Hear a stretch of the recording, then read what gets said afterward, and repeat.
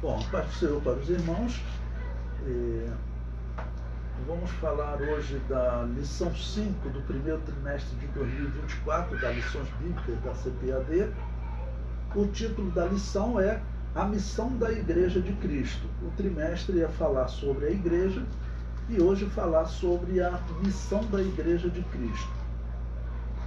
Na página 2, nós temos aí a data, 4 de fevereiro de 2024, e o tema, a missão da Igreja de Cristo.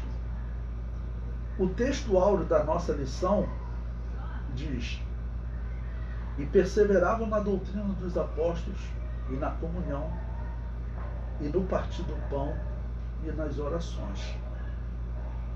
Então esse versículo é importante porque, em primeiro lugar, ele está colocando a doutrina bíblica, claro que é o fundamento. Se você fizer coisas corretas de tratamento com viúvas, de andar corretamente, sem roubar, sem mentir, sem destruir, mas se você seguir uma doutrina hindu, uma doutrina herética, você não vai ser salvo.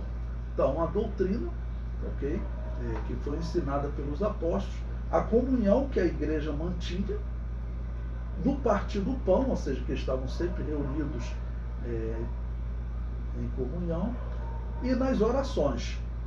A verdade prática: como o sal fora do saleiro cumpre a sua função de salgar, assim a igreja, quando adora e discipula, testemunha das insondáveis riquezas de Cristo.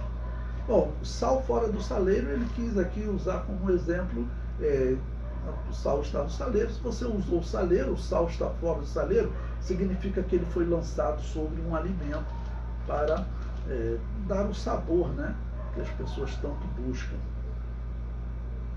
Bom, na página 4, nós temos aí a leitura bíblica em classe, que está em Marcos 16, versículos 14 a 20, e Atos capítulo 2, versículos 42 a 47. Eu vou deixar essa parte de leitura para vocês, ok? E vou para a parte da introdução, na página 5. A introdução da nossa revista diz: nesta lição vamos estudar a missão da Igreja de Cristo. Veremos que a igreja é chamada para proclamar, guarde essa palavra, proclamar, esse nome é o arauto, tá bom? O significado ele vai trazer na revista, mas destaque isso para o aluno desde o princípio. Proclamar era assim um porta-voz oficial, não como existe hoje, o porta-voz oficial, às vezes de uma empresa, às vezes de um presidente, às vezes um atleta tem um porta-voz oficial.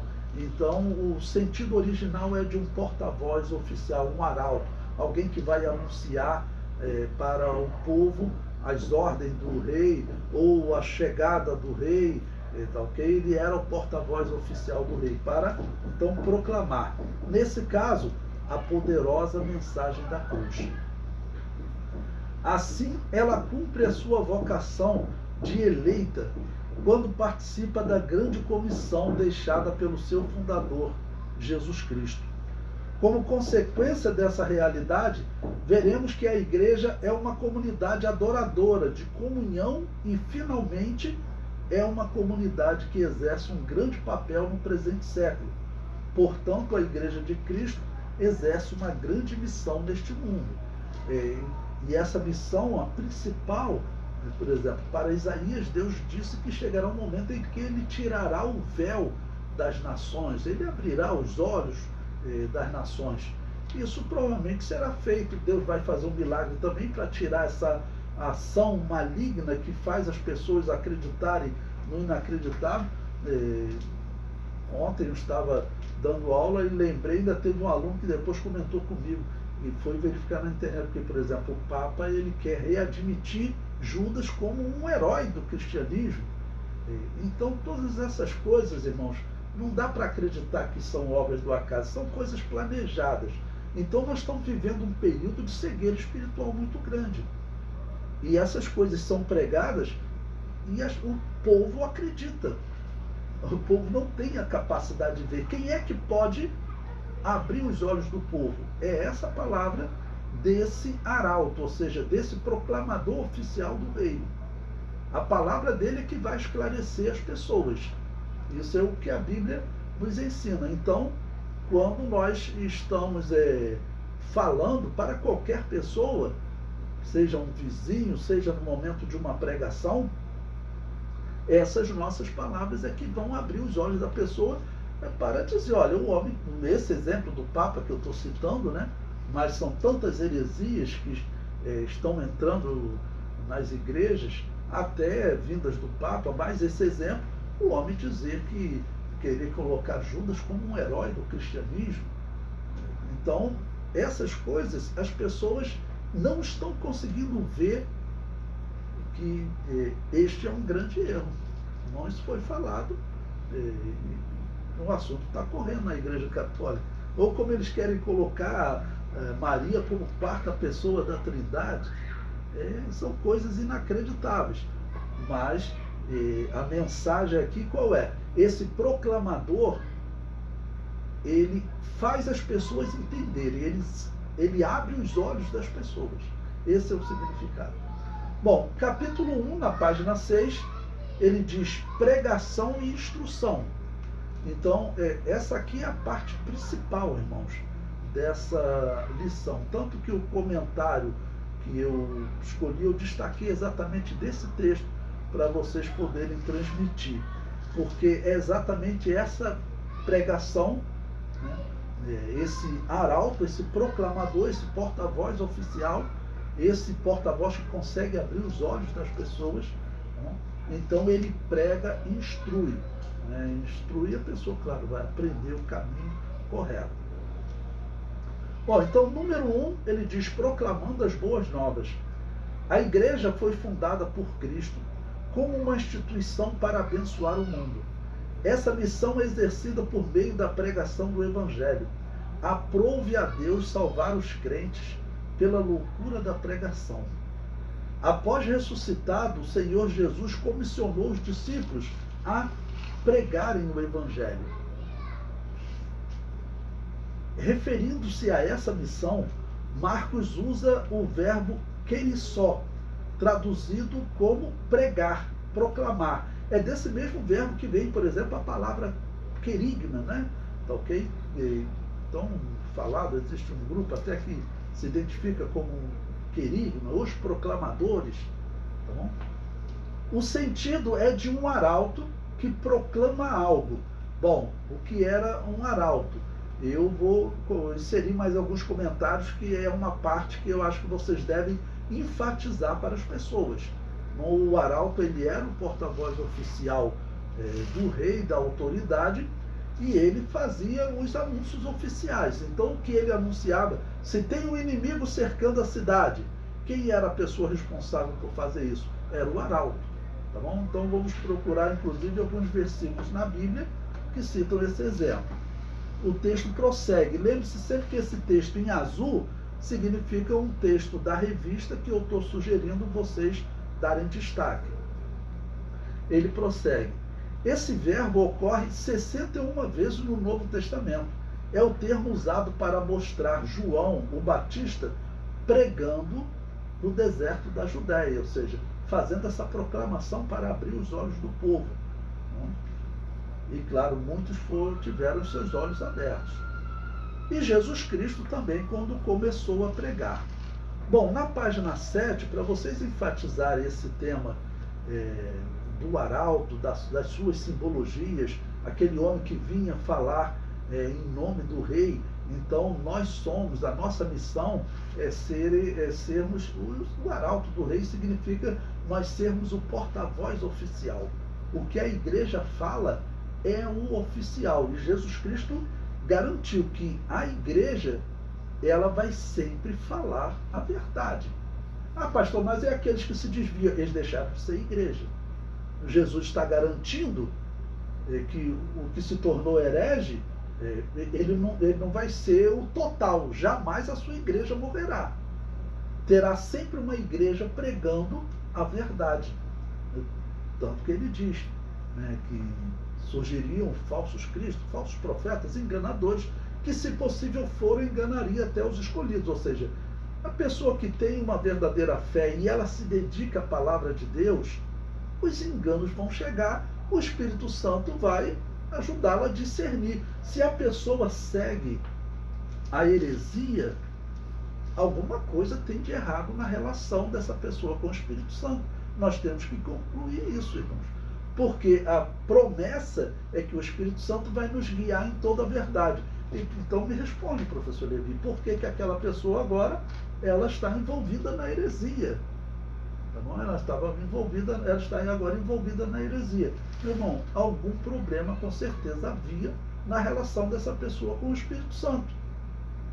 Porque a promessa é que o Espírito Santo nos guia em toda a verdade. Então, se você se chegar ao Espírito Santo para aprender, né, mesmo se você estiver sozinho com a Bíblia Sagrada, o fundamental, o Espírito Santo, não vai deixar você se enganar. Se você tiver uma relação realmente de comunhão com Ele, porque essa é a promessa bíblica. Falando que Ele nos guiará em toda a verdade.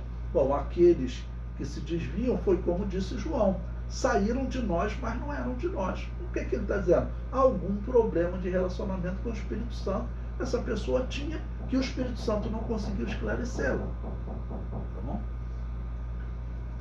Bom, então, na página 7, as funções do arauto para você aplicar aos seus alunos. O arauto do Shema, e bom, desculpa, eu coloco aí uma citação da Enciclopédia da Bíblia. Bom, a Enciclopédia da Bíblia, coloca aí toda a referência, ela faz uma citação sobre aquela prática do judaísmo, né, de declarar o Shema, ok? Então, página 7, ele diz: o arauto do Shema era outro ministro que tornava público o Shema, originalmente de um rolo escrito, ou conduzia uma recitação antifônica dele. Poderia até fazer algo como um cântico, né, que era muito comum. E o que era o Shema? Então, essa enciclopédia diz que no templo havia também um arauto. Não eram só os reis que tinham arauto, as autoridades também tinham. Então, no templo, como uma pessoa que falava em nome de Deus, ele tinha que repetir essa frase: ouve Israel, Yahvé, nosso Elohim, é um só. Ok? Esse é chamado o Shema Israel. Ouve Israel, Yahvé, nosso Elohim, é um só. Então, ele diz que no templo, então, tinha também o arauto, a pessoa que ficava proclamando. E por que esse era o Shema de Israel e é tão importante para nós?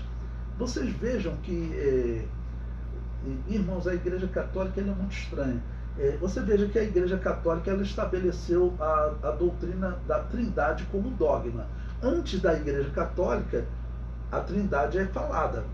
Irmão Tertuliano, um irmão da Igreja Pentecostal, Nova Profecia, ele fala da Trindade. A Igreja Primitiva, todos acreditaram no Pai, no Filho e no Espírito Santo. O Pai é Deus, o Filho é descrito como Deus, o Espírito Santo é descrito como Deus. Mas a Igreja Católica tornou isso um dogma. Mas a Igreja Católica não fala do monoteísmo como um dogma. E, na verdade, quando eu falo de dogma, eu falo de... O dogma número 1 do cristianismo é o mesmo de Israel, o monoteísmo. Ouve Israel, Yahvé, nosso Elohim, é um só. Então, o dogma número 1 é o monoteísmo. E a Trindade, pastor, é uma forma de nós explicarmos o nosso monoteísmo.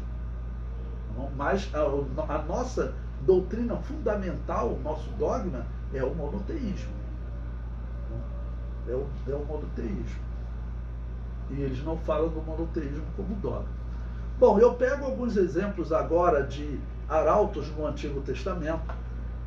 Em Isaías 40, versículo 9, o arauto é chamado de bazar, em hebraico. Ok? Traduzido por anunciador de boas novas.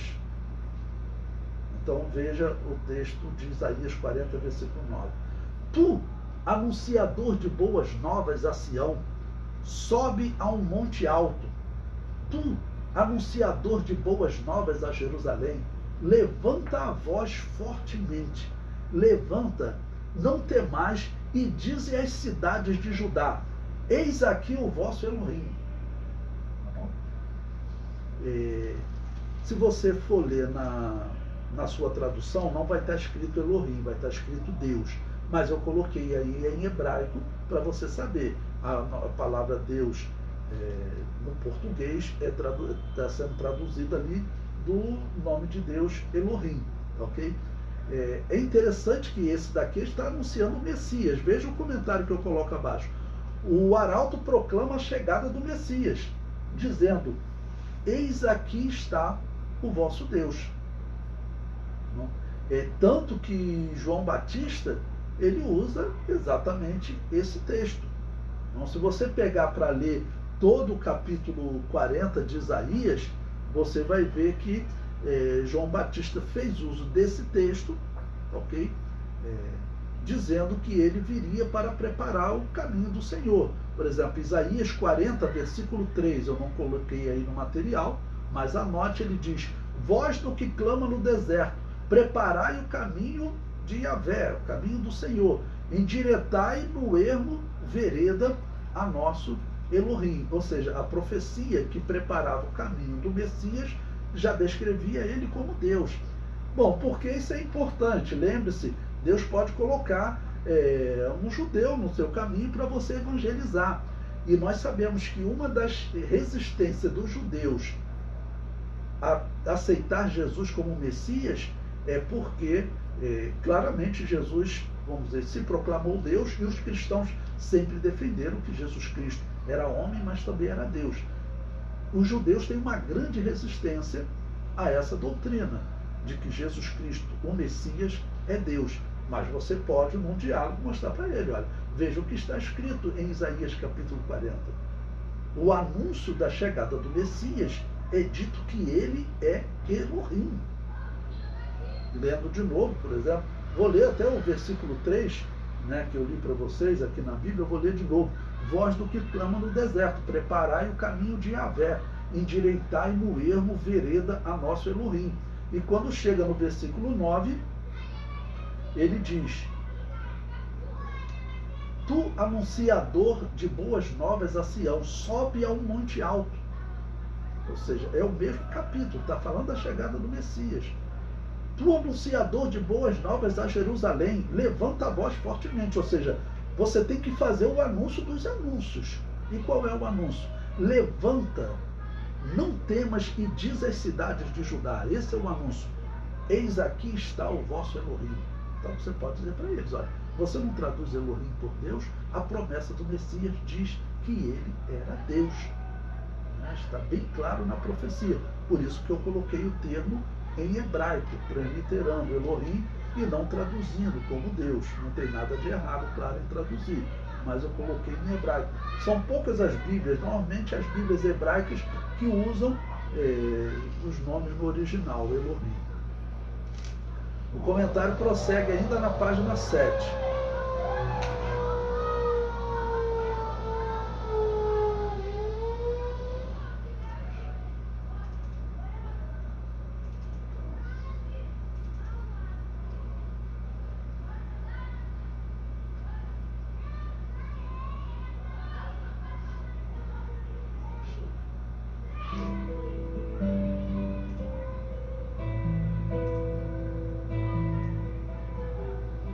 Peço perdão aos irmãos, o meu estúdio aqui, aí ele não é bem fechado, tem janela, então alguém faz barulho lá de fora, tem um cachorro aqui que vem na minha laje latir, às vezes eu tenho que botar uma música de fundo para poder não sair o som deles, né?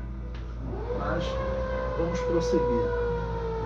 Então no final da página 7 eu continuo falando sobre o arauto, que diz, o arauto proclama a chegada do Messias, dizendo, eis aqui está o vosso Deus.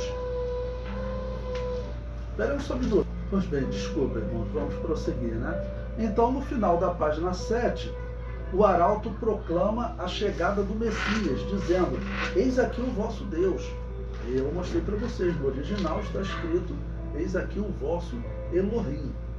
Então, esse arauto, traduzido ali, né, como anunciador de boas novas, na página 8 eu digo, o termo hebraico bazar, que aparece nesse versículo de Isaías, é traduzido por proclamar, né? Proclamar boas novas, ser o anunciador de boas novas. Em Daniel 5:29 diz, então mandou Belsazar que vestissem Daniel de púrpura e lhe pusessem uma cadeia de ouro ao pescoço e proclamassem a respeito dele que havia de ser o terceiro dominador do reino. Então, esse proclamassem, ou seja, os arautos aí oficiais do rei, né, ou o arauto oficial, ele tem que chegar agora a anunciar que Daniel é o terceiro dominador do reino. Então, aí, novamente, o termo bazar, que poderia ser traduzido por arauto, né? Significa isso. Em Daniel 3:4, está até escrito, e o arauto apregoava em alta voz, ordena-se a vós, ó povos, nações e gentes de todas as línguas. Bom, Daniel capítulo 3 é a estátua, né, que o rei constrói para aquele ato de idolatria. Separei também Naum capítulo 1, versículo 15, tá ok? Naum capítulo 1, versículo 15, que diz, eis sobre os montes os pés do que anuncia boas novas. Então, em hebraico está escrito bazar. Do que proclama. E interessante que agora a palavra proclama, ele usou outra palavra, que é a palavra chamai, aquele que proclama a paz. Ele celebra as tuas festas, ó Judá. Cumpre os teus votos, porque o ímpio não tornará mais a passar por ti. Ele é inteiramente exterminado. Ou seja, fala do momento futuro em que Israel será vitorioso. O mal não haverá mais na terra de Israel. Haverá uma conversão de Israel. Okay? Então, ele fala desse anúncio de boas novas e dessa proclamação. O comentário prossegue. O grego faz uso do termo querusso, que a revista comentou, né, para descrever o porta-voz oficial de uma autoridade. Paulo usa este termo em 2 Coríntios 4:5, porque ele diz, porque nós pregamos a nós mesmos, porque não nos pregamos a nós mesmos, mas a Cristo Jesus, o Senhor, e nós mesmos somos vossos servos por amor de Jesus. Então, esse pregar aqui, ele está dizendo, né, eu não sou porta-voz de mim mesmo, ok? Mas eu sou um porta-voz de Cristo Jesus. Eu sou o porta-voz oficial de Cristo Jesus, claro, junto com toda a igreja, né? Ainda na página 9, o número 2 diz o objeto da pregação. Outro termo usado com muita frequência no Novo Testamento para se referir à grande comissão da igreja é evangelizou. Este termo ocorre 54 vezes no Novo Testamento e o seu sentido é de trazer boas novas, ou seja, ele é um sinônimo daquele termo hebraico que eu falei para vocês, bazar, tá bom? Nesse aspecto, o objeto das boas novas não se refere a alguma coisa, mas a alguém, a uma pessoa. Nesse sentido, os cristãos primitivos não cessavam de ensinar e de anunciar a Jesus Cristo. Pregar a Jesus Cristo não é pregar uma coisa ou uma mensagem subjetiva, mas proclamar ao mundo caído que ele está vivo e pronto para salvar. Pregar a mensagem da cruz é anunciar o evangelho do reino de Deus revelado em Cristo. E esse princípio, né, esse significado, trazendo a mensagem de uma pessoa, ele traz essa mensagem que nós sabemos que um dia vai gerar perseguição aos cristãos novamente. Qual é a mensagem? Que diz que o cristianismo é o único caminho. Não existe outro caminho. Todos os outros caminhos estão errados. Isso é o que o cristianismo prega. Jesus Cristo disse, eu sou o caminho. Então nós não podemos falar que as outras religiões, que o budismo pode salvar, que o hinduísmo pode salvar, o cristão não pode falar isso. O cristão ele tem que dizer que o cristianismo ele é o único caminho. Foi o que Jesus falou. Se nós entrarmos no discurso popular de que todos os caminhos são bons e todos os caminhos levam a Deus, nós vamos nos tornar mentirosos. Tá ok? Número 3, na página 10. Discipulando os convertidos. Pregar e proclamar é levar a palavra de Deus aos que estão do lado de fora da igreja, enquanto que discipular é instruir os que estão do lado de dentro. O verbo discipular no grego, mateteo, ocorre somente 4 vezes no Novo Testamento, enquanto o substantivo discípulo, matetes, ocorre 261 vezes. O sentido é o de alguém instruindo ou treinando alguma coisa ou alguém, né, para completar essa parte. Bom, o significado é bem interessante, que mostra que o trabalho de discipular, ele é fundamental, é exatamente o nosso trabalho. Ninguém entra para o cristianismo só para gozar da salvação. Ele tem que anunciar essa verdade a outros. Por isso ele prossegue com a grande comissão, né? É o termo usado em Mateus 28:19 para designar a grande comissão. Ide, ensinai todas as nações. Na verdade, Jesus está dizendo, ide, discipulai. Ok? Que é o mesmo significado. Bom, vamos agora passar para o capítulo 2. Esse foi o capítulo 1, aí tem alguns auxílios para vocês. O capítulo 2 está na página 12. Adoração e edificação. Número 1. Uma comunidade adoradora. No contexto bíblico, a adoração significa dar a glória que é devida somente a Deus. É tirar a atenção de nós mesmos para centrarmos unicamente no Senhor. Convém que Ele cresça e que eu diminua, né? A adoração tem a ver com o nosso serviço a Deus. Não é algo que se faz apenas no momento do culto público ou privativamente. Aproveitando aqui com um comentário para vocês, alguma pergunta que se faz assim: por que Jesus Cristo disse que dos nascidos de mulher ninguém foi superior a João Batista? Né? Bom, nós podemos nos igualarmos a João Batista, é o que eu digo. Basta nós falarmos como ele falava. Convém que ele cresça e que eu diminua. Todo o trabalho que nós fizermos na igreja, se tiver esse propósito, Jesus crescer e nós diminuirmos o nosso nome, nem aparecer, então nós poderemos nos igualar a João Batista, porque a razão para acreditar que João Batista era maior do que qualquer um outro foi que ele, quando chegou diante do Messias, ele falou exatamente isso, né? Olha, convém que o Messias cresça e que eu diminua. E todo cristão deve reproduzir essa mesma mensagem. Na página 13, eu coloquei aí em destaque o tópico 2, coloquei em azul para vocês, em que ele diz, uma comunidade edificadora. Falando de missão da igreja, o comentário diz, a igreja é uma comunidade proclamadora, adoradora e edificadora. A palavra grega, oikodomé, traduzida como edificar, é usada no sentido literal de construir um edifício e, metaforicamente, no sentido de crescimento espiritual. Vocês sabem que no Antigo Testamento nós temos a história que Esdras, ele selecionou uma série de salmos, ok, que ele chamou, bom, pelo menos foi chamado na história de Cântico dos Degraus.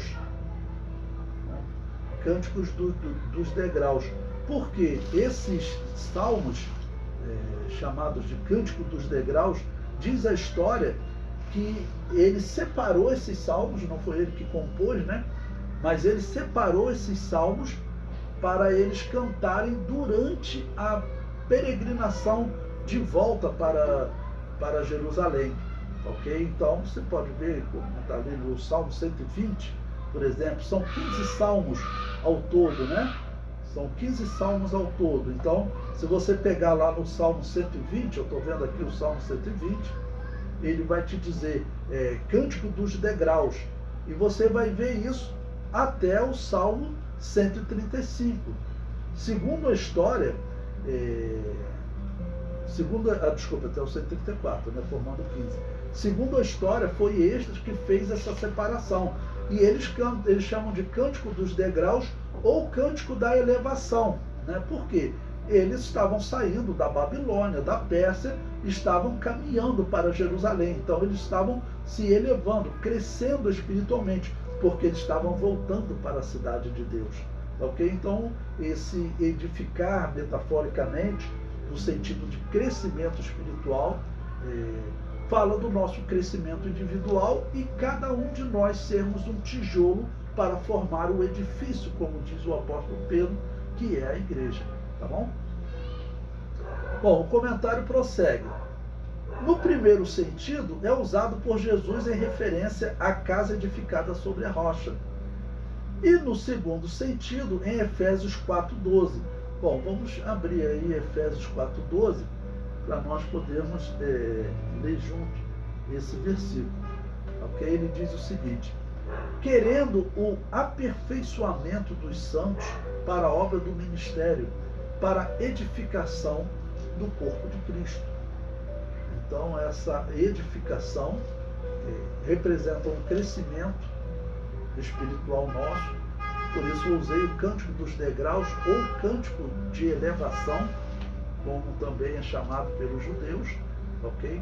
Para comparar aqui que essa edificação também edifica todo o corpo. Cada um de nós forma um tijolo nesse grande edifício, ok?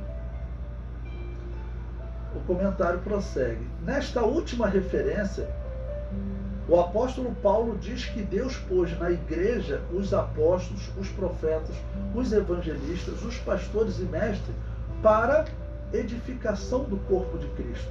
Este, por exemplo, é o objetivo dos dons espirituais, trazer edificação à igreja de Deus. Então, essa parte aqui, o capítulo 2, em especial esse item 2 também, a igreja como edificadora, ela se edifica e ela edifica todo um corpo. Lembrando, quando nós participamos da Santa Ceia, nós estamos nos alimentando do corpo de Cristo. Nós estamos nos alimentando de alguma maneira, né, da comunhão de todos os irmãos, porque todos são o corpo de Cristo. Né? Eu estou participando da tua vida espiritual, você participando da minha vida espiritual. Por isso, claro que nós temos que estar num local separado, né? Em que a comunhão ela seja entre cristãos. Vou até aproveitar para comentar com vocês aqui uma coisa que eu sempre comento com os irmãos. Quando jovem, a igreja, para a pessoa participar da Santa Ceia, a Santa Ceia era fechada, era um culto fechado, só os cristãos participavam. E eu me lembro, na década de 80, quando a igreja que eu participo, começou a dizer o seguinte: olha, se você entrou nesse templo e você está em comunhão com Cristo, nós estamos mudando a postura, você pode participar da Santa Ceia. Então, assim, vamos chamar de radical, mas é perigoso, porque você tem pessoas que eu conheço que são espíritas, mas que eles se descrevem como espiritualistas, leem até as epístolas de Paulo, leem o Evangelho, leem os Evangelhos segundo o Espiritismo, e eles se consideram em comunhão com Cristo.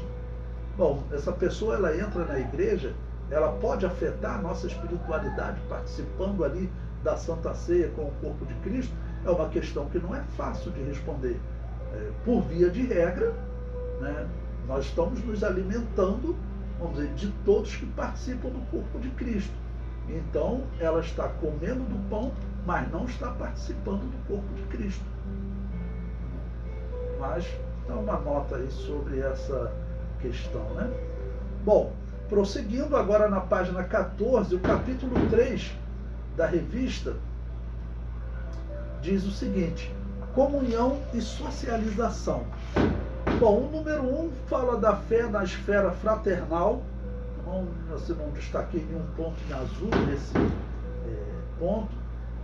O número 2, ele fala de unidade e fraternidade. Esse ponto é fundamental. E o número 3, a fé na esfera social. Ok? Então, aqui eu não coloquei em azul, mas se vocês puderem, marque aí como destaque unidade e fraternidade. O comentário diz: a Igreja do Novo Testamento se expressa por meio da unidade e fraternidade entre seus membros. Jesus orou pela união fraterna de seus discípulos. Um dos grandes males da Igreja odierna está justamente na quebra da comunhão cristã, o que tem provocado grande fragmentação no corpo de Cristo. Devemos, portanto, nos esforçar por manter a comunhão cristã em nossas igrejas locais. Eu amplio esse ponto aqui para todas as esferas da igreja. Eu estou citando a Assembleia de Deus porque é a igreja que eu participo, irmãos. Tá bom? Mas, a Assembleia de Deus é que tem o problema que eu vou citar agora. Se você vê como está a divisão nas Assembleias de Deus em termos ministeriais, tá bom? Divisão mesmo, de uma convenção nacional não ter comunhão com outra convenção nacional. Isso é uma coisa muito estranha, tá bom? Nós sabemos que nós somos limitados, mas existem pessoas no nosso meio, irmãos, que elas têm que ser alertadas para uma coisa que parece um pecado comum, um errinho pequeno, mas não é. Como é? Pessoas que às vezes se dirigem ao seu irmão com palavras, às vezes até ofensivas, que pode levar essa pessoa para o mundo. Às vezes você pode ver essa pessoa trabalhando, evangelizando, tentando salvar almas, mas depois que uma alma às vezes está na igreja, às vezes as pessoas não vigiam. E esse tópico que ele está colocando, né, de unidade e fraternidade, mesmo se nós temos uma diferença pessoal, mas se todos nós estamos trabalhando na igreja, nós temos que trabalhar para todos crescerem. Jamais deveria um pastor, por exemplo, difamar outro pastor, né? Combater uma outra igreja. Mesmo que seja uma igreja que de alguma maneira seja, por exemplo, de outro campo, como diz a Assembleia de Deus, e estar, entre aspas, concorrendo comigo, né? Eu boto entre aspas porque na verdade não existe concorrência, né? Ele e o outro, nós estamos pregando o mesmo Cristo, pelo menos eu espero.